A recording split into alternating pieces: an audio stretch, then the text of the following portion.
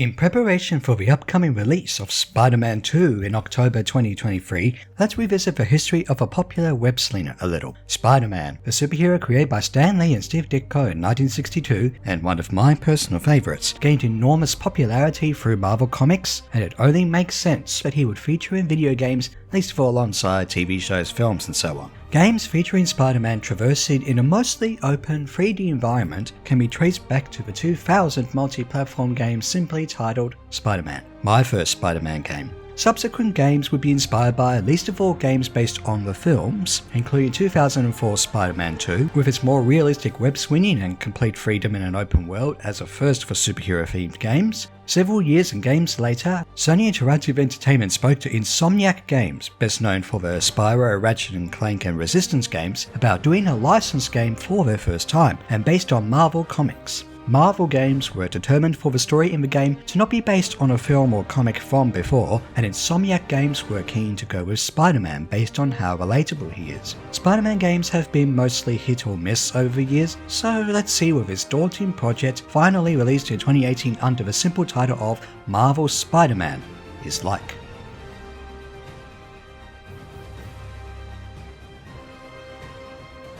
The story is an original one primarily inspired by the comics while taking elements of other Spider-Man media. Donning several suits of a player's choice, Peter Parker's double life as the title character is complicated further when the initial crimes in New York organized by Kingpin Fisk start a chain of events that involve demons and secrets behind the closed doors of Oscorp. There are a number of villains for Spider-Man to overcome. And on top of that, Peter Parker struggles with a scientist job, a complicated relationship with Mary Jane Watson, who already knows about his secret identity, lending support to his Aunt May and new friend Miles Morales, and of course, J.J. Jameson's podcast that tries to turn the population of New York against Spider-Man. Weren't you listening? He caused the problem! Basically, almost anything that a Spider-Man fan will recognize is in this game, from Spider-Man's quips to the relatable story moments of great power and great responsibility. Plus, it feels like at least two villains get an origin story here, which is interesting considering we see an older Peter Parker. Add to this some world building such as backpacks containing mementos about Spider-Man, we'll see those later, or even social media posts from citizens that, while a nice idea in theory, just don't add that much more nuance to the ongoing narrative. While the story is a fun time and even emotional with the stakes, the pacing is odd, especially the early stages, and things can get a little overcomplicated or convoluted at times while clashing with the somewhat predictable Spider-Man ideas. The story comes to life with a more cinematic presentation. The graphics focus more on realism with a fictionalized New York City that has familiar landmarks, all this with the utmost attention to the lighting and texture details. Looking at the hair and skin of characters, mostly consisting of the main cast of characters not the citizens wandering around, is impressive, even if it feels like uncanny territory sometimes. The remaster version on PS5,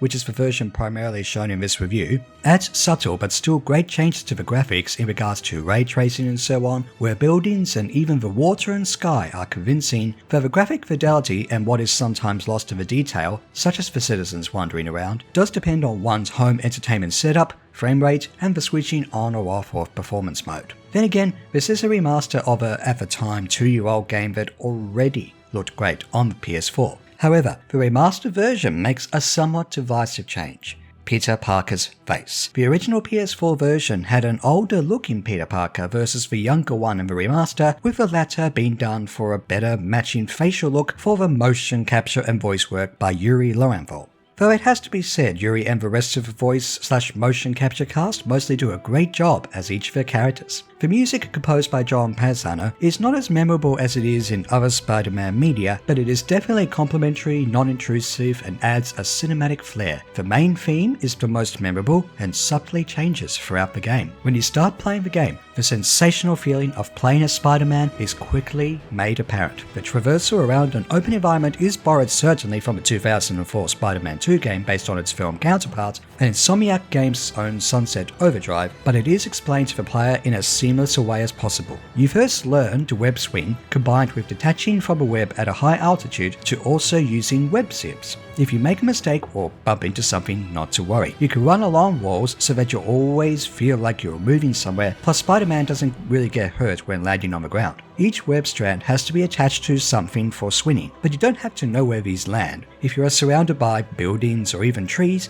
swinging feels automatic so that you can just focus on movement. Pressing X at the right time or doing web zips at visible anchor points to lock onto helps with momentum, usually to move faster and for certain objectives. We'll look at those later. While finding anchor points to lock onto is not always responsive or consistent, as well as there being occasionally erratic movement involved in just getting Spider-Man to stop, the traversal around New York and its smaller structures or interior sections is fluid and exhilarating. This is also due to responsive controls, which also applies to the combat.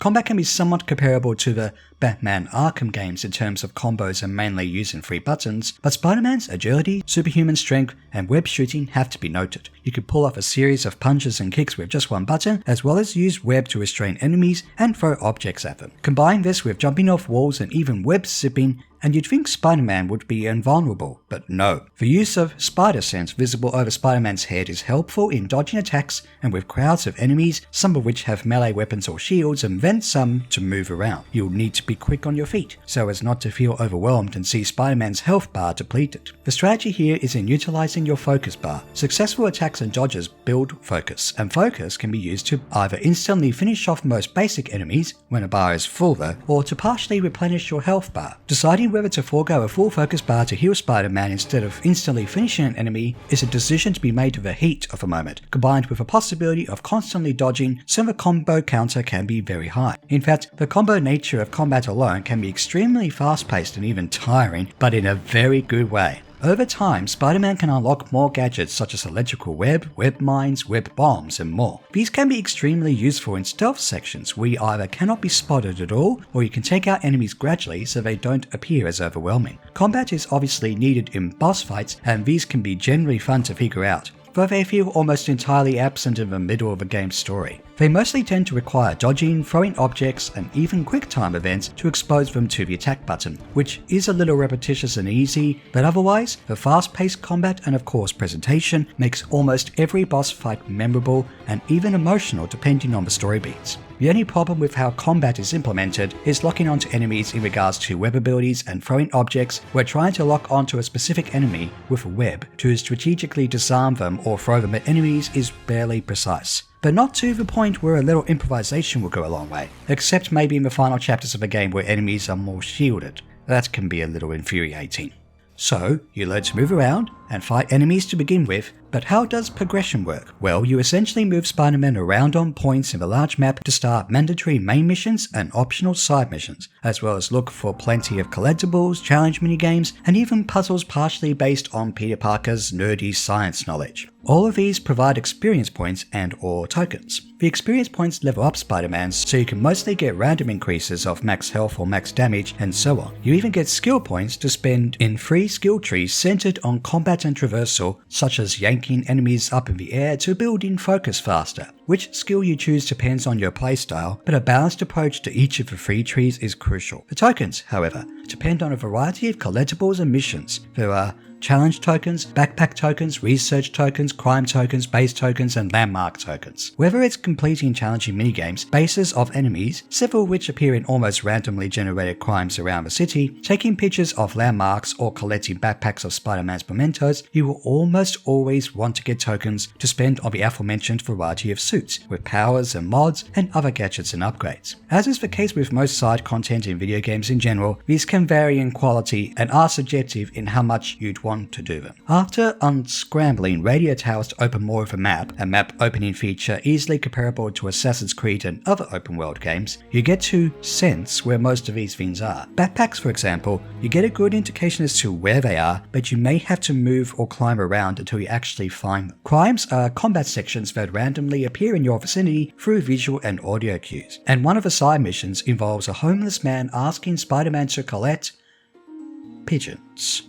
This is where momentum is crucial. Those are just a few examples, and completing them and then some can just feel like checking things off a checklist some of the time. And some of the content can be just repetitious, or mundane, or frustrating, or even sometimes glitch, surprisingly. If you fail a crime section, for example, you don't get to retry instantaneously, and instead start at what feels like a random anchor point before traversing around until you get the aforementioned visual and audio cue. It does make sense, since enemies can randomly appear around the open world to try and engage in combat with Spider-Man, but it is still tiresome. It is impressive if a game could keep up a hugely interactive open world with objects and jumping off points for traversal and combat, yet the game can glitch on occasion, such as when 2 backpacks almost disappeared. So basically, not every piece of side content will be your cup of tea, or even add much to the narrative or have a good little narrative anyway, but it can be fun some of the time if you really get into the traversal and combat. Of course, if you mostly ignore the side content and just generally follow each main objective beacon, then you'll still level up at a good pace and get mandatory gadgets, prompting the player to focus on precise movement, attacking and dodging so that they can complete the story. The main objectives generally excel in variety, whether it's exploring dangerous ventilation or elevator shafts, to shifting ground combat to aerial combat with almost no pause for breath. The story by itself takes approximately 17 hours to complete, with the extra hours devoted to the side content, and with more hours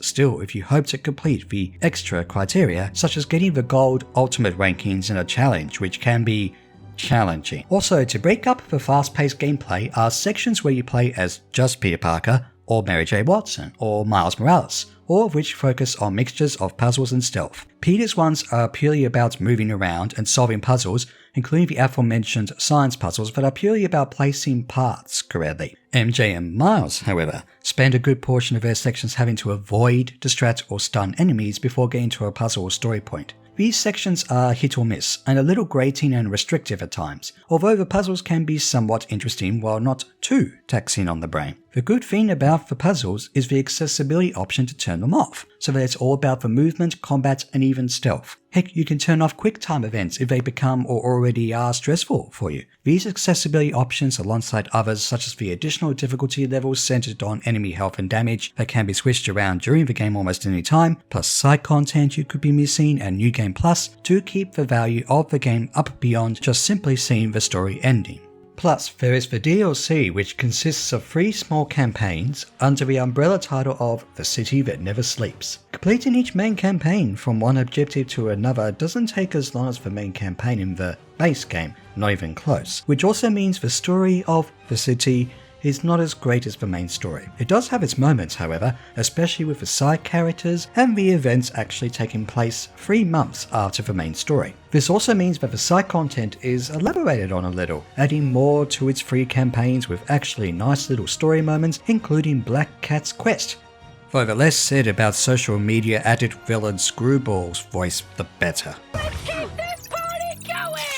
If any of my fans think they can take down Spidey, I want to see you out there. Get your filters ready. It's Photobomb time! You're going to be internet famous, and you're going to be internet famous, and you're going to be internet famous. For those watching, if you like what you see, don't forget to subscribe to my channel. The gameplay of the side content, however, feels more padded out and repetitious than that in the main game, with reliance on too many car chase sequences and bases with a little too many armoured enemies, similar to the enemies at the end of the main story, but essentially more infuriating. Still, the DLC plays similarly to the main campaign, and that alone can make it fun to indulge in.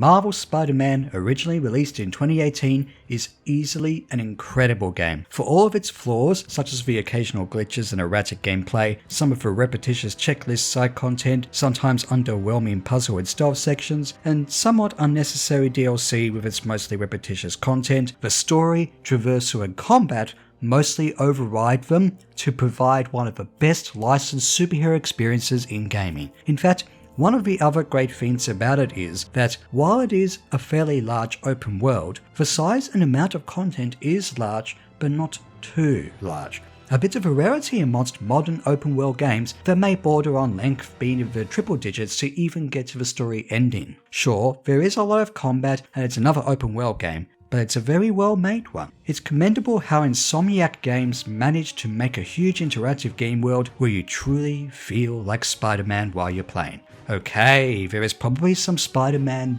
bias here, But that alone may as well explain why it's the highest selling PS4 game of all time. It is a bit of a shame that it's mostly tied to that and the PS5 and PC, including the remaster, as far as exclusivity goes, because if you haven't played this yet, you're missing out, especially if you're a Spider-Man fan.